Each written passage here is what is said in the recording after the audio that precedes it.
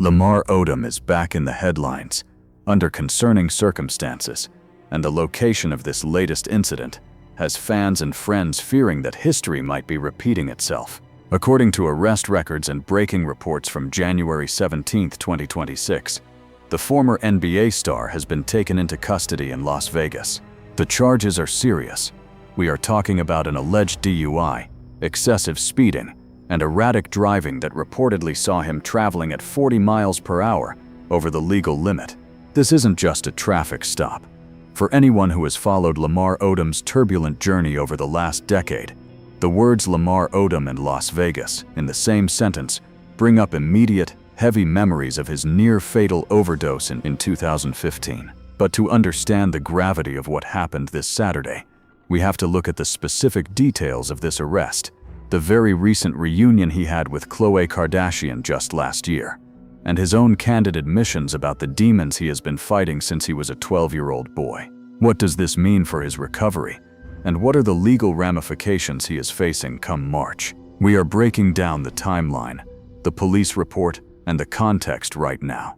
According to the arrest records viewed by Us Weekly, the incident occurred on Saturday. Law enforcement in Las Vegas flagged a vehicle that was allegedly moving at a dangerous pace. We aren't talking about going 5 or 10 miles over the limit here. Reports from TMZ indicate that the vehicle was allegedly clocking speeds of 40 miles per hour over the posted limit. In addition to the speed, officers reportedly observed the car struggling to maintain its lane position, leading to an improper lane change that triggered the stop. Upon making contact, officers determined there was cause for arrest. Odom, who is 43 years old, was booked on charges of driving under the influence, speeding, and executing an improper lane change. This is a developing legal situation, but we do know that bail was granted, and he has since been released from custody. However, the legal road ahead is just beginning. A court date has already been set for Tuesday, March 17th, exactly 2 months from the date of the arrest. While the legal facts are straightforward, the context is anything but. This arrest lands with a heavier impact because Odom has been incredibly open about his battles with alcoholism and addiction. He has spent years rebuilding his life, his image, and his health.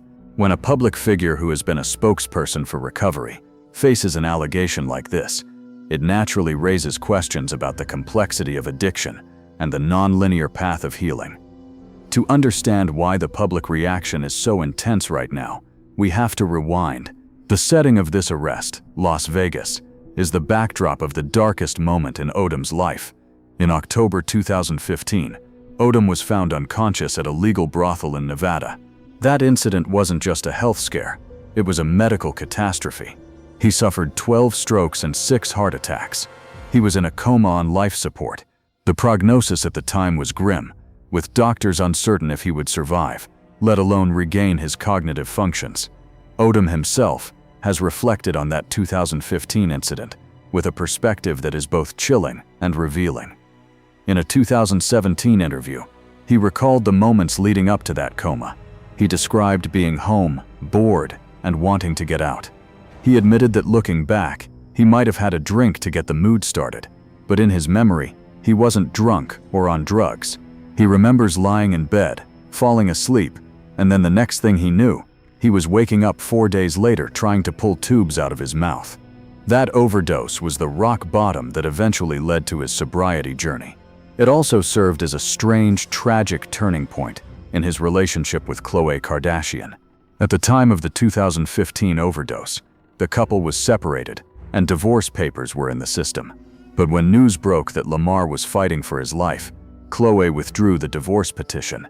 She didn't do it to reconcile the marriage romantically at that moment. She did it to make medical decisions for him and to oversee his recovery. Odom has spoken about the moment he woke up from that coma. He said he was surprised to see Khloé at his bedside. He described being a big, strong athlete who had made it to the highest level of his profession, suddenly reduced to a state where he couldn't walk or talk. He said Khloé was the first thing he saw. She greeted him by saying, "Hi, Muka," a nickname his late mother used to call him. Odom said that hearing that name let him know he wasn't dead. He credits her with playing a major role in him getting his memory back, describing how she would bring pictures of his mother and grandmother to the hospital to help his brain reconnect the dots.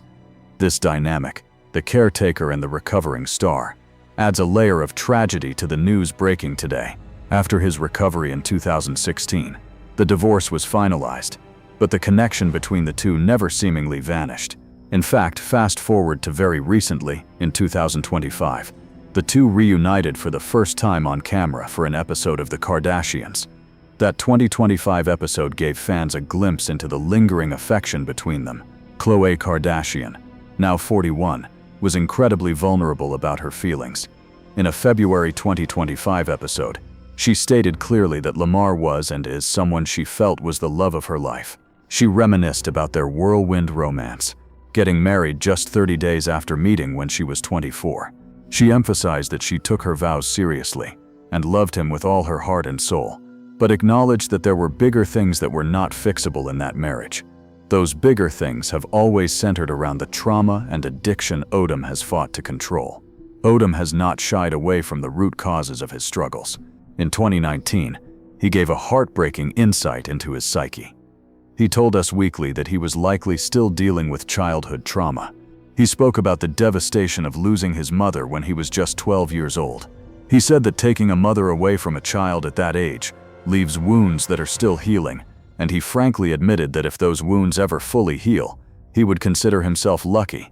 He has framed his survival not just as luck but as a responsibility. He has said he is here to give testimony that life is worth living. This reframing of his life mission is what made his recovery arc so compelling to the public. He wasn't just an ex-athlete, he was a survivor advocating for mental health.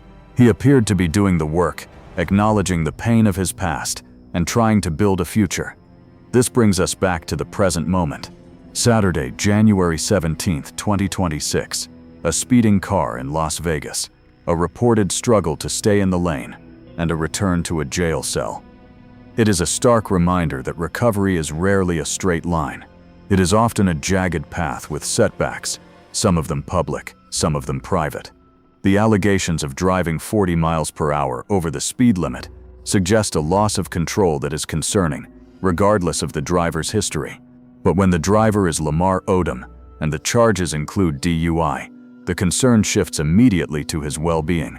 Is this a momentary lapse or a sign of a deeper relapse?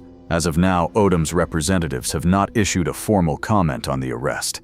We are relying on the objective data from the police booking sheets and the reporting from outlets like Us Weekly and TMZ. We know he is out on bail. We know he has a legal team that will be preparing for that March 17 court date. But beyond the legal proceedings, there is the human element. There is a man who has survived death once in this very city, who has publicly battled the trauma of his childhood, and who has tried to maintain a relationship of mutual respect with his ex-wife under the glare of reality television cameras. The coming weeks will likely shed more light on the circumstances leading up to Saturday night. Was he alone?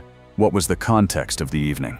And most importantly, does he have the support system in place to navigate this hurdle without spiraling back into the dangers that nearly claimed his life a decade ago? For fans who watched him on the court, or who watched his recovery on television, this news is a difficult pill to swallow. As we wait for the court date in March, the hope from the public is generally one of safety and health. These charges are serious, and the reckless nature of the alleged driving put lives at risk. That is a fact that cannot be ignored. But the history of the man behind the wheel adds a dimension of sadness to the story. We will be monitoring the legal developments closely. As the court date approaches, more details regarding the specifics of the DUI charge and the defense's stance will likely emerge. Until then, this stands as a developing story of a sports icon facing yet another significant challenge in the public eye. If you want to stay updated on the legal outcome of this case and other stories involving the intersection of sports and celebrity culture, make sure you are following along. We will bring you the facts from the courtroom as soon as they become available.